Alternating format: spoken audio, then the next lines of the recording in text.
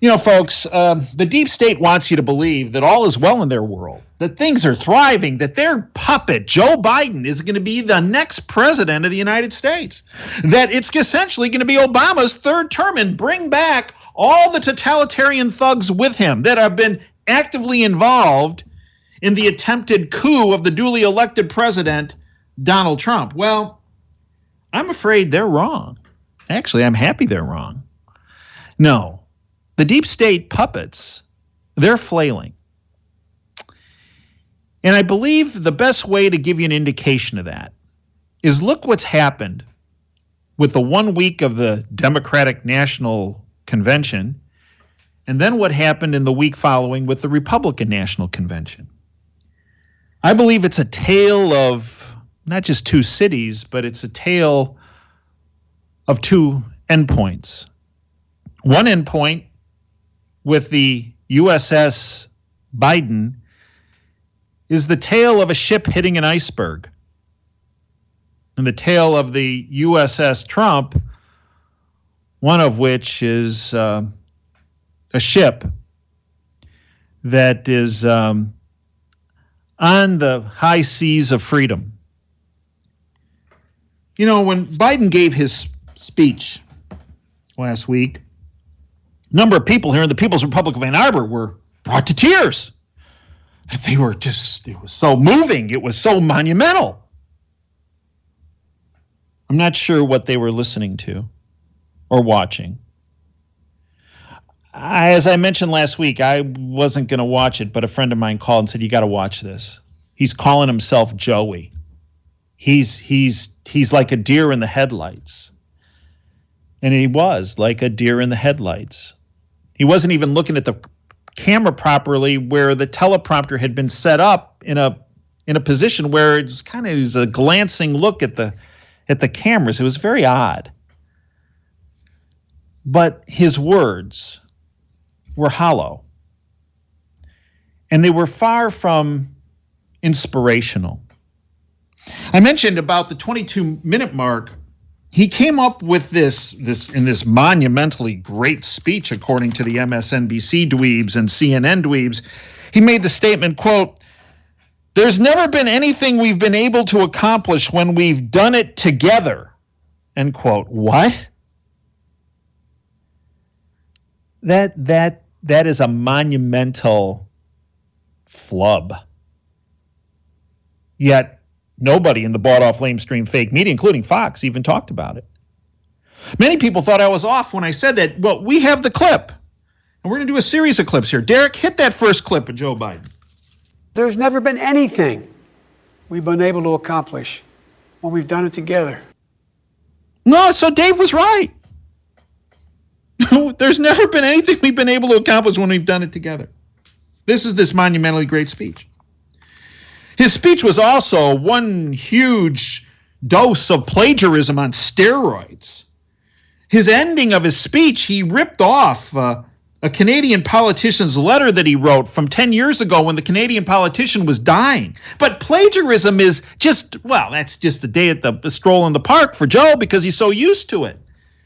Whether it was when he was in law school and almost got thrown out for plagiarism, whether it was back in 1987 when he ended his presidential campaign because he ripped off a English politician. And in fact, when you look at this monumental speech, it was very similar to a speech he gave when he accepted the nomination for the vice presidency in 2008. It's like kind of a first. He plagiarized himself. That's how desperate this guy is. And then he came up with the words that this is a season, this is Joe Biden, quote, season of American darkness, end quote. Wow. The SS Biden hit an iceberg, and the bought-off lamestream fake media doesn't want you to know about it. And the people in the People's Republic of Ann Arbor want to hide from that fact. Well, they're not going to be able to hide much longer from the truth. Then we just had the Republican convention, and there are a couple presentations I want to play for you right now that the bought-off lamestream fake media won't touch. The first is from football great Herschel Walker, very articulate individual, who gave incredible insight into Donald Trump, information you won't get from the bought-off lamestream fake media. Derek, let's hit Herschel Walker. I'm not an actor, a singer, or a politician. I'm Herschel Walker. Most of you know me as a football player, but I'm also a father, a man of faith, and a very good judge of character. I've known Donald Trump for 37 years, and I don't mean just casual ran into him from time to time. I'm talking about a deep personal friendship. I watched him as an owner of a professional football team. Right after he bought the team, he set out to learn. He learned about the history of the team, the players, the coaches, every detail. Then he used what he learned to make the team better. I watched him in the boardroom. He can be in the middle of a big meeting, but if one of the kids was on the phone, he dropped everything to take the call. He taught me that the family should be your top priority. I watched him treat janitors, security guards, and waiters the same way he would treat a VIP. He made them feel special because he knew they were. He understands that they are the people who make this country run. They clean, they cook, they build, they drive, they deliver. He told me, Herschel, make an effort to get to know people. Remember their names. That stuck with me. One time, I planned to take his kids to Disney World with my family. At the last minute, Donald said he'd like to join us. So there he was, in a business suit, on It's a Small World ride. That was something to see. It just shows you what a caring, loving father he is. It hurt my soul to hear the terrible names that people call Donald. The worst one is racist. I take it as a personal insult that people would think I've had a 37-year friendship with a racist. People who think that don't know what they're talking about. Growing up in the Deep South, I've seen racism up close. I know what it is, and it isn't Donald Trump.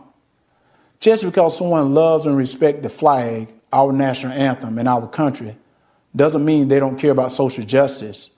I care about all those things. So does Donald Trump. He shows how much he cares about social justice in the black community through his actions. And his action speaks louder than stickers or slogans on a jersey.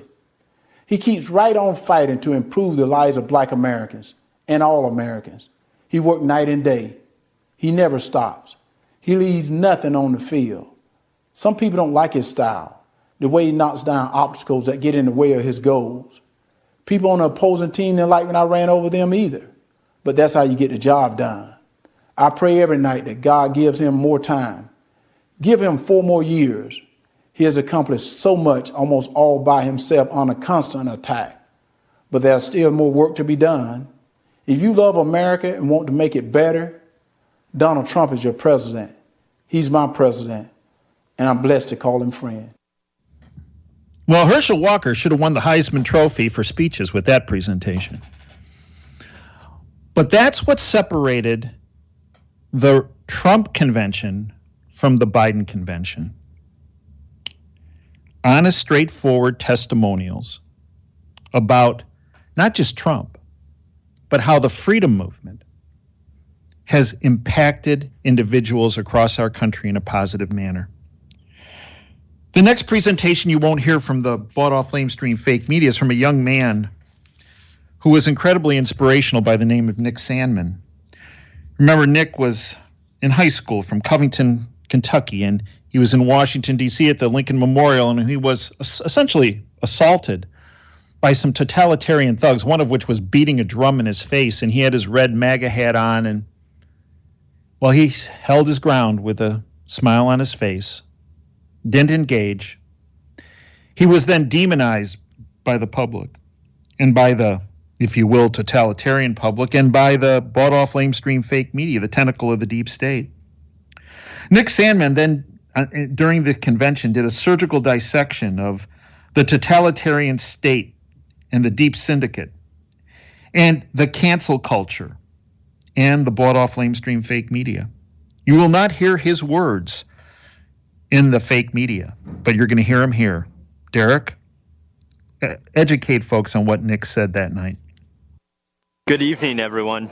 My name is Nick Sandman, and I'm the teenager who was defamed by the media after an encounter with a group of protesters on the steps of the Lincoln Memorial last year.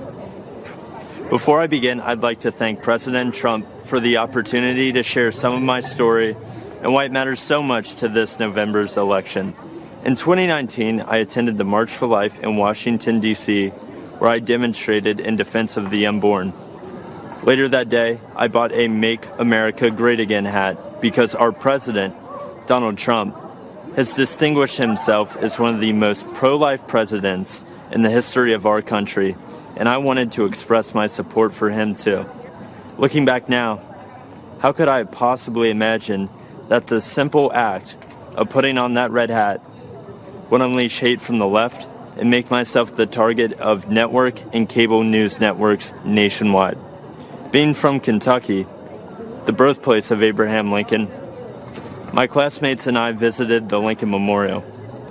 I found myself face to face with Nathan Phillips and other professional protesters looking to turn me into the latest poster child showing why Trump is bad, while the media portrayed me as an aggressor with a relentless smirk on my face.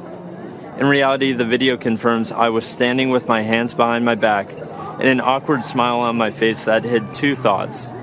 One, don't do anything that might further agitate the man banging a drum in my face. And two, I was trying to follow a family friend's advice, never to do anything to embarrass your family, your school, or your community. Before I knew what was happening, it was over. One of Mr. Phillips' fellow agitators yelled out, "We got him. It's all right here on video. And we won, Grandpa." What I thought was a strange encounter quickly developed into a major news story, complete with video footage. My life changed forever in that one moment. The full war machine of the mainstream media revved up into attack mode. They did so without researching the full video of the incident, without ever investigating Mr. Phillips' motives, or without ever asking me for my side of the story. And do you know why? Because the truth was not important. Advancing their anti-Christian, anti-conservative, anti-Donald Trump narrative was all that mattered. And if advancing their narrative ruined the reputation and future of a teenager from Covington, Kentucky, well, so be it. That would teach him not to wear a MAGA hat. I learned what was happening to me had a name. It was called being canceled, as in annulled, as in revoked, as in made void. Canceled is what's happening to people around this country who refuse to be silenced by the far left. Many are being fired, humiliated, or even threatened. And often, the media is a willing participant. But I would not be canceled. I fought back hard to expose the media for what they did to me, and I won a personal victory. While much more must be done, I look forward to the day that the media returns to providing balanced, responsible, and accountable news coverage. I know President Trump hopes for that too. And I know you'll agree with me when we say that no one in this country has been a victim of unfair media coverage more than President Donald Trump. In November, I believe this country must unite around a president who calls the media out and refuses to allow them to create a narrative instead of reporting the facts. I believe we must join a president who will challenge the media to return to objective journalism. And together, I believe we must all embrace our First Amendment rights and not hide in fear of the media or from the tech companies or from the outrage mob either. This is worth fighting for. This is worth voting for. And this is what Donald Trump stands for. Thank you all for listening to me tonight. And one more thing. Let's make America great again. And as he said those last words, he put on that red MAGA hat. And what was the bought-off, lamestream, fake media's intolerant reaction to that young man? Well, CNN, who Sandman had taken on with his attorney, Lynn Wood, and beat them, by the way, on defamation suits, CNN political analyst and former White House press secretary under that righteous individual, Bill Clinton, This is what Joe Lockhart said, quote, "I'm watching tonight because it is important, but I don't have to watch this snot-nosed entitled kid from Kentucky," end quote. Spoken like a true totalitarian zealot who, frankly, that kid from Kentucky kicked the deep state's butt across the stage and back across again. But the intolerance didn't end there. Melania Trump spoke. And what was the reaction to her incredibly articulate, insightful, heartfelt, and patriotic presentation? Carol Giacomoto, New York Times editorial board. Does this Melania speech seem unusually long? No, actually, what I tweeted back to her was, as far as length, it was perfection. Melania Trump's speech was articulate, insightful, heartfelt, and patriotic, something basement Joe Biden or the DNC posse are not capable of delivering. And then Bette Midler weighed in on Twitter about Melania. Quote, "Oh, God, she still can't speak English," end quote. Can you imagine if Donald Trump had said that about someone with a foreign accent speaking at the DNC? I responded to Bette Midler on Twitter. Midler, how special, how revealing, and how disgusting from the mouth of a Joe Biden surrogate as Joe Biden continues to hide in the basement. Melania Trump exuded class, sensitivity, grace, and intelligence, all of which, Bette Midler, you will never possess. You know, folks, it's been said that, the song she's famous for, "Wind Beneath Her Wings." Oh, wind beneath my wings. Well, who would have thought that the wind beneath Bette Midler's wings was nothing more than pure hatred-filled xenophobia? And that brings me to Rick Grinnell, who is the former ambassador to Germany, former acting director of national intelligence. Rick Grinnell stepped to the microphone. He said two very important things. We're going to hit it right now. Derek, let's go with Rick Grinnell. And what I saw made me sick to my stomach. The Obama-Biden administration secretly launched a surveillance operation on the Trump campaign and silenced the many brave intelligence officials who spoke up against it. They presented bogus information as facts. They lied to judges. Then they classified anything that undermined their case. And after Donald Trump won the election, when they should have continued the American tradition of helping the president-elect transition into the White House, they instituted a coup, he went on. And the bottom line, what was Rick Grinnell speaking about in that first clip? It's called the illegal surveillance platform called The Hammer. Rick Grinnell dropped the hammer on the deep state in the middle of the Republican National Convention. And then he concluded with the following statement, Derek. Trump, you always know exactly who is in charge. Because the answer is you. You're in charge. Not lobbyists, not special interests, not warmongers or China sympathizers or globalization fanatics. With Donald Trump and Mike Pence in the White House, the boss is the American people. President Trump rightly calls his foreign policy America First. America First does not advance the interests of one group of Americans at the expense of another. It has no bias about red or blue, educated or not educated, urban or rural. America First is simply the belief that politicians should focus on the equality and dignity of every American, and that this duty is fulfilled by promoting the safety and wealth of the American people above all else. That's America First. That's the Trump doctrine. And that, my friends, is 4 more years. And then President Trump spoke.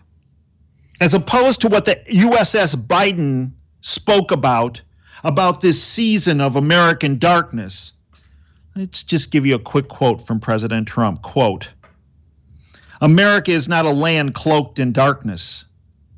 America is a torch that enlightens the entire world," end quote. And when addressing Obama and Biden, what did he say? Quote, "They spied on my campaign and they got caught," end quote. That's right. He was referring to the illegal surveillance platform called the Hammer that Barack Obama, John Brennan, James Clapper, Jim Comey, Robert Mueller, and Biden were involved in. To legally surveil, not just President Trump, not just General Flynn, but thousands, if not millions of Americans. To strip them of their freedoms and liberties so that they could gain information that could potentially be used against them. That is what Joe Biden is all about. I go back to Ronald Reagan. Quote, "Freedom is never more than one generation away from extinction. We didn't pass it on to our children in the bloodstream. It must be fought for, protected, and handed on for them to do the same. Or one day we will spend our sunset years telling our children and our children's children what it was once like in the United States, where men and women were free," end quote. November 3rd is a big day, and so is tomorrow and every day until November 3rd, and for every day after that.